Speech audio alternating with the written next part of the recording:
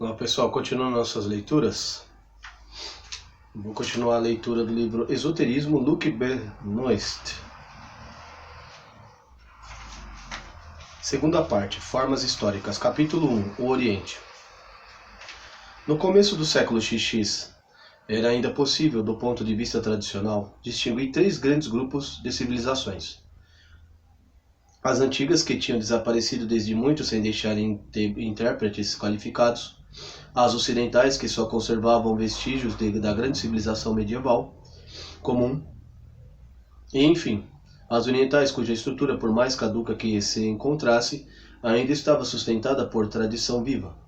Esta situação contrastava com a Idade Média, enquanto que as mais longínquas civilizações não deixavam de repousar sobre os mesmos princípios, de sorte que as elites do Oriente e Ocidente podiam compreender-se e estimar-se. Hoje, o materialismo ocidental e o reino da máquina conquistaram a Terra. O contraste acentua-se no sentido oposto, mas nenhuma diferença separa os mundos leste e oeste, e esoterismo em todo lugar é condenado. E agora seu papel é entrar na sombra e na clandestinidade. Entretanto, as antigas tradições levam tempo para morrer e jamais desaparecem completamente.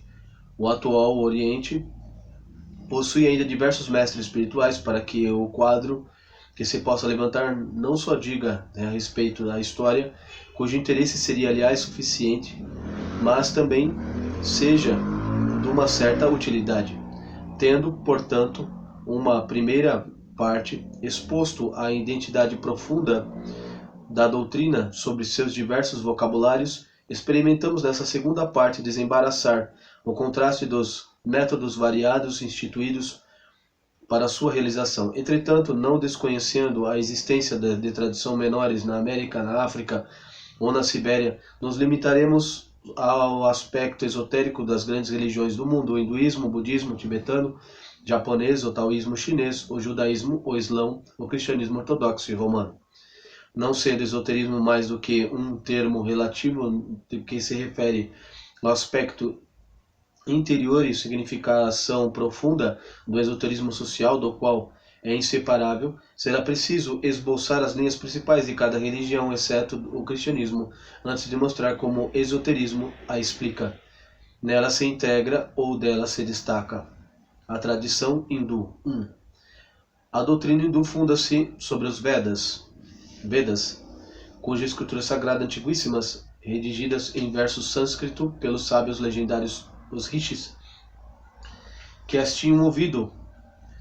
Para os hindus, os Vedas não são de origem humana, e seu caráter de perpetuidade, de anterioridade ao mundo, tem seu fundamento sobre a primordialidade do som como qualidade cósmica, a vibração sonora sendo criadora da revelação, ao mesmo tempo que o mundo. Os hinos e as narrativas Vedas contam como nasceu nesse mundo sob formas de teogonias, de lutas entre os deuses e os titãs, quer dizer, entre forças antagônicas, representando os estados anteriores e posteriores, superiores e inferiores do cosmos.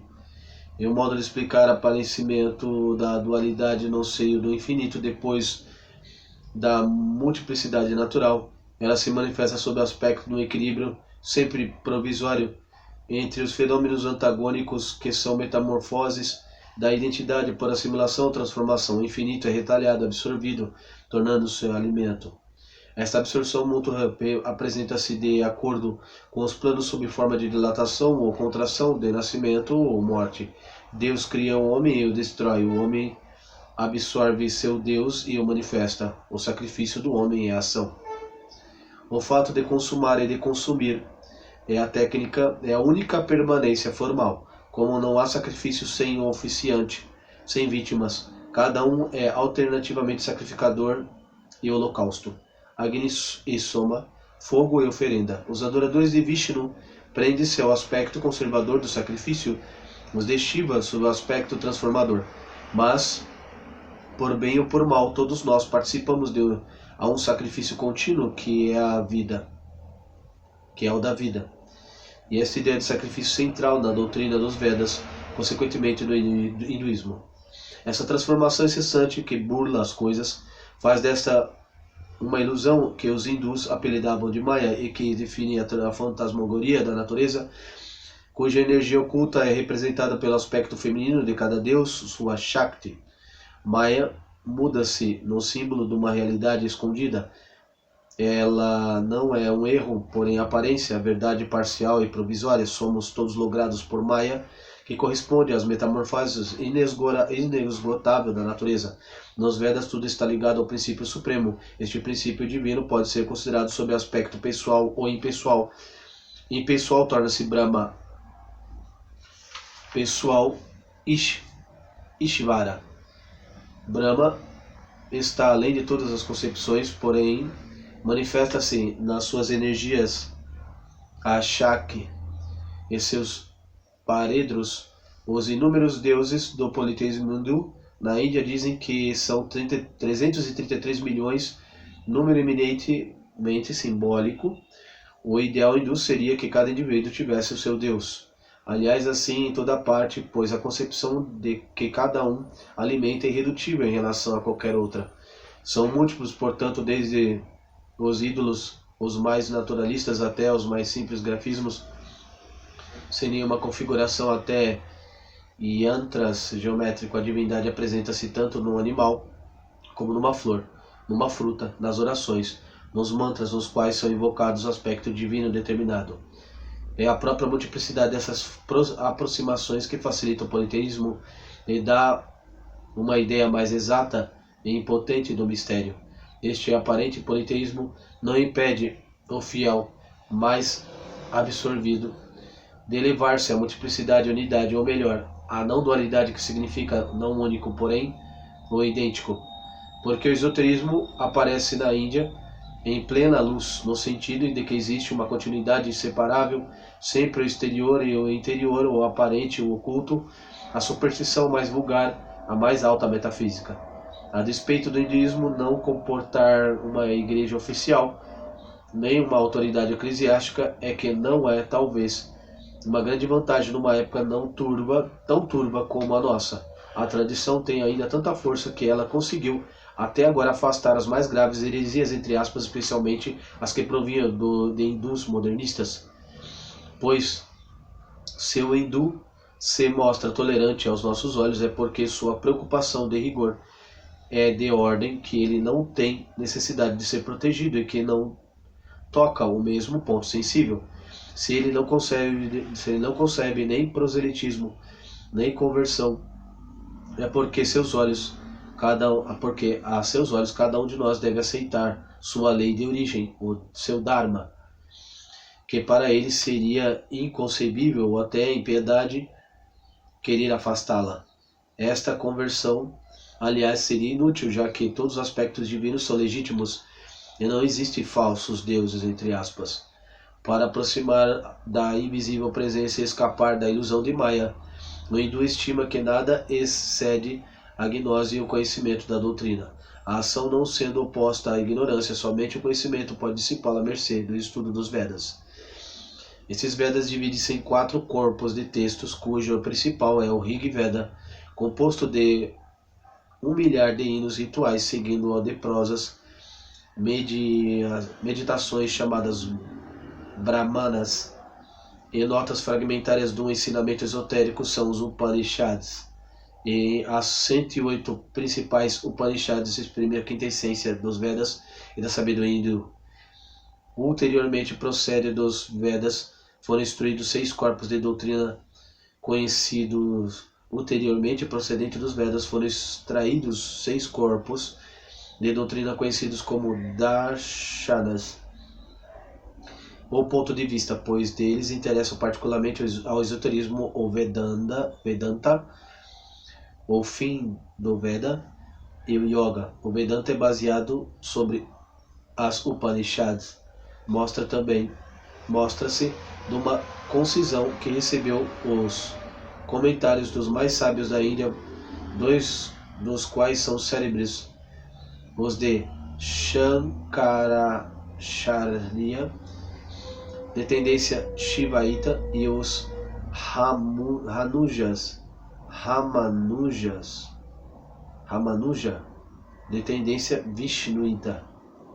Os Upanishads, em seus comentários, ensinam tanto quanto palavras permitem a finalidade suprema do conhecimento, a realização pessoal inseparável da teoria, que é o seu guia, porque o hindu jamais separou a doutrina do método. As próprias escrituras sagradas declaram sem valor diante da experiência, não sendo ela mais do que seu prelúdio. Para esta realização é mister abandonar as preocupações do mundo e o corpo, e o que está a serviço dele, e até as escrituras, fecha aspas. No texto sagrado é afirmado nitidamente o princípio da não-dualidade que domina o pensamento hindu, e para a qual os termos do monismo e monoteísmo só convêm imperfeitamente. Para traduzir a vertigem da identidade que impõe como o palácio das miragens as leituras do Upanishads, melhor seria entregar a palavra da não contradição, isto é, a equivalência. Tudo aí é Atma, e este Atma é o que é o espírito, é o Si, tal é o motivo condutor da doutrina. O Yoga descreve os meios que permitem chegar à união Yoga e à êxtase Samadhi. Os diversos modos de Yoga distinguem-se pelos graus de realização que eles facilitam. São conhecidos 4 modos e 8 membros. Cada um deles utiliza um elemento, uma faculdade, um corpo mental ou psíquico intelecto. Apesar de todos agirem em todos os casos, o yoga adquire sucessivamente a pureza, a força da alma, a paz mental, a leveza do corpo, a concentração do espírito. Um dos meios mais potentes é o domínio da respiração pela recitação dos mantras, que é destinado a despertar a força que o homem corresponde ao poder cósmico de Shakti, da Mãe Divina, quem veio ser na Índia moderna a grande deusa do hinduísmo tântrico popular. A prática dessa realização exige a presença do mestre, do guru, do qual sabedoria se encarne, pois assim disse a Escritura, abre aspas, um pai pode ensinar o que é imensidade infinita para seu filho mais velho, ou para o discípulo dotado, porém ninguém mais, fecha aspas. O culto de Shiva é seguido pelos iniciados no período do obscurantismo. O texto correspondente aos tantras são conservados cautelosamente em segredo, quase não foram publicados. O corpo do homem é tido como o cálice do sacrifício, capital de força que o profano gasta loucamente. O yogi o exerce para transmutá-lo em força espiritual e absorvê-lo do interior, e assim fazer recair sobre si, como orvalho benéfico, que ele faz um ente regenerado, que se tornou senhor de seus atos e de seus desejos. Ele atinge o Samadhi, e agora Jikta, um liberado vivo. Abre aspas, toda a natureza tornou-se seu eu. Ele vê o espírito que penetra em tudo. Ele pode contemplar você dentro dele mesmo, fecha aspas. Parei na página 71.